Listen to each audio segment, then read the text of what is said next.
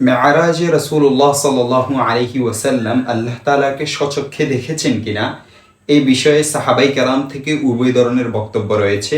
তবে রাসূল করিম সাল্লাল্লাহু আলাইহি ওয়াসাল্লাম আল্লাহ তাআলাকে এমন বৈশিষ্ট্যের সাথে দেখেছেন যেভাবে দেখাটা জীবিত অবস্থায় অন্য কোনো ব্যক্তির নসিবে হয়নি।